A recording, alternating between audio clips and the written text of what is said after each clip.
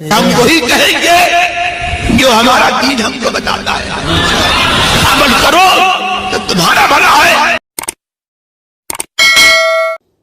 حضور اقدس صلی اللہ تبارک و تعالی علیہ وسلم کا ارشاد مبارکہ ہے کہ جو شخص اپنے مسلمان بھائی کو ایسے گناہ پر آڑ دلائے اور اس گناہ کا طعنہ دے جس گناہ سے وہ توبہ کر چکا ہے، تو یہ طعنہ دینے والا شخص اس وقت تک نہیں مرے گا جب تک وہ خود اس گناہ کے اندر مبتلا نہیں ہو جائے گا۔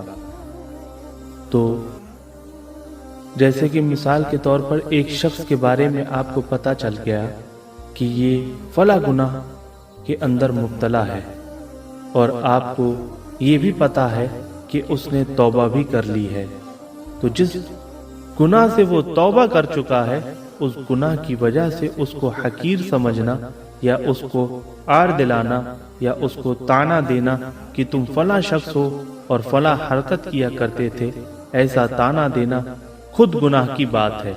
اسی لیے کہ جب اس شخص نے توبہ کے ذریعے اللہ تبارک و تعالیٰ سے اپنا معاملہ صاف کر لیا، اور توبہ کرنے سے گناہ صرف معاف نہیں ہوتا بلکہ نامہ اعمال سے وہ عمل مٹا دیا جاتا ہے، تو اب اللہ تعالیٰ نے تو اس کا گناہ نامہ اعمال سے مٹا دیا، لیکن تم اس کو گناہ کی وجہ سے حقیر اور ذلیل سمجھ رہے ہو یا اس کو طعنہ دے رہے ہو اور اس کو برا بھلا کہہ رہے ہو، یہ عمل اللہ تعالیٰ کو بہت سخت ناگوار ہے۔ تو اس شخص کے بارے میں جس کے بارے میں آپ کو معلوم ہے کہ اس نے گناہ سے توبہ کر لی، اور اگر پتہ نہیں ہے کہ اس نے توبہ کی ہے یا نہیں، لیکن ایک مسلمان کے بارے میں احتمال تو یہ ہونا چاہیے کہ اس نے توبہ کر لی ہوگی یا آئندہ توبہ کر لے گا، اس لیے کہ اگر کسی نے گناہ کر لیا اور آپ کو توبہ کرنے کا علم بھی نہیں، تب بھی اس کو حقیر سمجھنے کا کوئی حق نہیں ہے۔ کیا پتا کہ اس نے توبہ کر لی ہو۔ یاد رکھیے، نفرت ہمیشہ گناہ سے کرنی چاہیے، گناہگار سے نہیں۔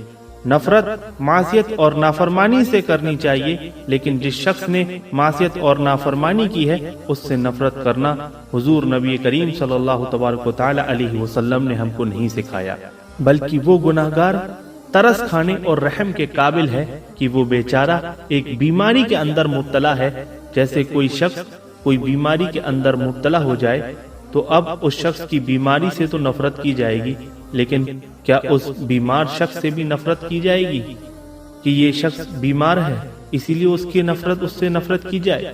ظاہر ہے کہ بیمار کی ذات قابل نفرت نہیں، بلکہ اس کی بیماری سے نفرت کی جائے گی اور اس کو دور کرنے کی فکر کی جائے گی، اس کے لیے دعا کی جائے گی، لیکن بیمار نفرت کے لائق نہیں ہے۔ وہ تو ترس کھانے کے لائق ہے کہ یہ بیچارہ اللہ کا بندہ کسی مصیبت کے اندر مبتلا ہو گیا ہے۔ تو اسلامی تعلیمات کا بنیادی نقطہ یہی ہے کہ اسلام نے گناہ سے نفرت کی تعلیم دی ہے، گناہگار سے نہیں۔ مرض سے بچنے کا سبق سکھایا ہے، مریض سے نہیں۔ اسی لیے کہ اگر طبیب مریض ہی سے نفرت کرنے لگے گا تو پھر اس کے مرض کا ازالے کا سامان کہاں سے ہوگا؟ دیکھیں، ہمارے پیارے آقا حضور نبی کریم صلی اللہ تبارک و تعالی علیہ وسلم کو کفار کتنی تکالیف پہنچایا کرتے تھے۔ آپ پر تیر اندازی ہو رہی ہے، پتھر برسائے جا رہے ہیں، آپ کے جسم کے کئی حصے خون سے لہو لہان ہو رہے ہیں، اس کے باوجود آپ کی زبان پر جو کلمات آئے وہ یہ تھے، اللہم اہدی قومی فانہم لا یعلمون، اے اللہ میری قوم کو ہدایت عطا فرما کہ ان کو حقیقت کا پتہ ہی نہیں۔ تو دیکھیے کہ اتنی معصیت، کفر و شرک، ظلم اور زیادتی کے باوجود ان سب سے نفرت کا اظہار نہیں فرمایا، بلکہ شفقت کا اظہار فرماتے ہوئے ہمارے آقا نے یہ فرمایا کہ یا اللہ یہ ناواقف لوگ ہیں، ان کو حقیقت حال کا پتہ ہی نہیں ہے، اسی لیے یہ لوگ میرے ساتھ ایسا برتاؤ کر رہے ہیں، اے اللہ ان کو ہدایت عطا فرما۔ لہذا جب کسی کو گناہ میں مبتلا دیکھو تو اس پر ترس کھاؤ اور اس کے لیے دعا کرو کہ وہ اس گناہ سے بچ جائے، اس کو دعوت و تبلیغ کرو، لیکن اس کو حقیر نہ جانو، کیا پتا اللہ تعالیٰ اس کو توبہ کی توفیق دے دیں اور پھر وہ ہم سے بھی آگے نکل جائے۔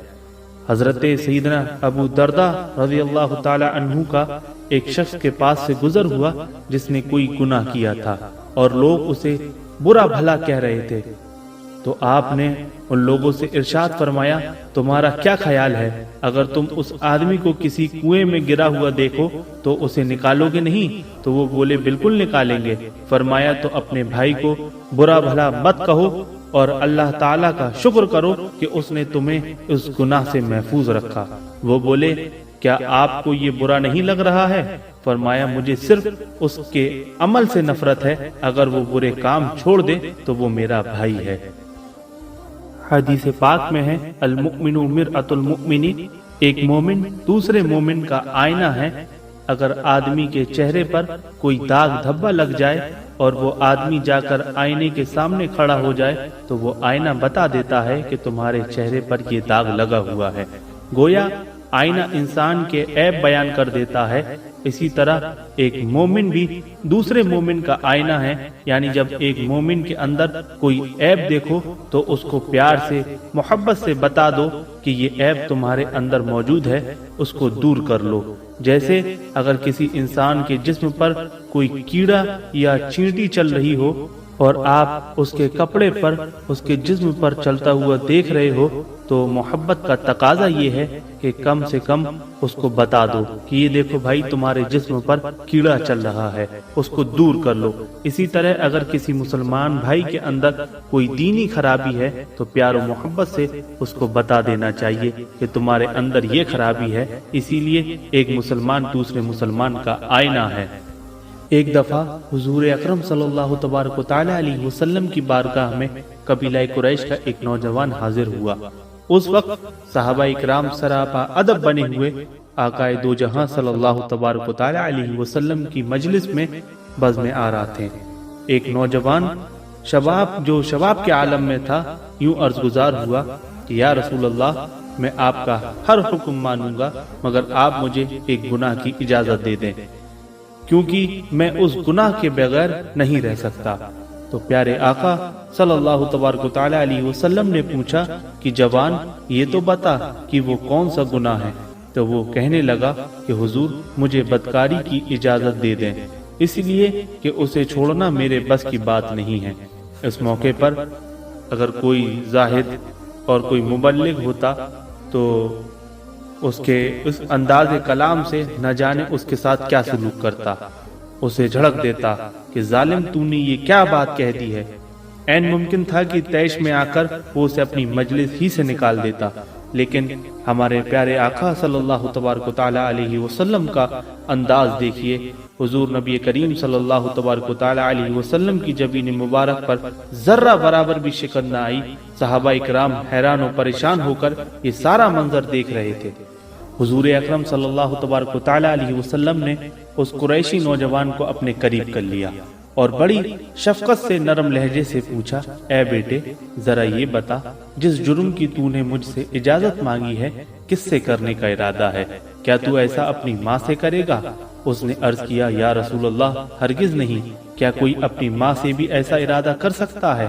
آپ نے فرمایا ہاں تو نے سچ کہا، کیا تو ایسا اپنی بیٹی کے ساتھ کرے گا؟ اس نے عرض کیا یا رسول اللہ کیا اپنی بیٹی سے ایسا تصور کیا جا سکتا ہے؟ آپ نے فرمایا تم نے بالکل ٹھیک بات کہی، تو پھر کیا تم اپنی بہن کے ساتھ ایسا ارادہ رکھتے ہو؟ اس نے عرض کیا نہیں، کیا کوئی اپنی بہن سے یہ حرکت کر سکتا ہے؟ حضور نبی کریم صلی اللہ تبارک و تعالی علیہ وسلم نے فرمایا کہ ہاں تو نے سچ کہا۔ پھر آپ نے چچی، پھوپھی، خالہ اور جتنے محرم رشتے ہو سکتے تھے سب گنوائے اور وہ ہر ایک کے بارے میں انکار کرتا رہا۔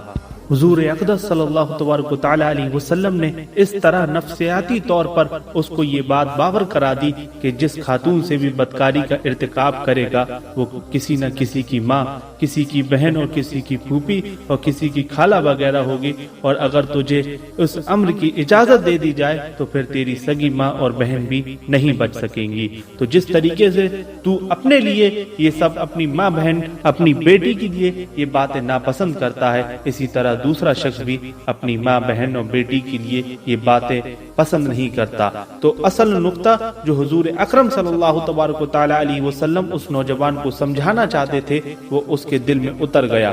پھر حدیث پاک میں آگے بیان ہوا کہ آپ نے اپنا دست شفقت اس کے کندھے پر رکھ دیا۔ کتنا خوش نصیب ہوگا وہ شخص کہ جو گناہوں کی اجازت مانگنے آیا تھا، مگر میرے آقا صلی اللہ تبارک و تعالی علیہ وسلم کے کرم کا ہاتھ اس کے سر پر پڑ گیا۔ آپ نے اس کے حق میں دعا فرمائی کہ اے اللہ اس نوجوان کے گزشتہ گناہ معاف فرما دے اور اس سے آئندہ گناہ کرنے کی توفیق سلب کر لے۔ حدیث کے راوی بیان فرماتے ہیں کہ پھر زندگی بھر کے لیے اس کی ماہیت قلب اس طرح تبدیل ہوئی کہ مرتے دم تک کسی کی طرف غلط نظر اٹھا کر نہیں دیکھا۔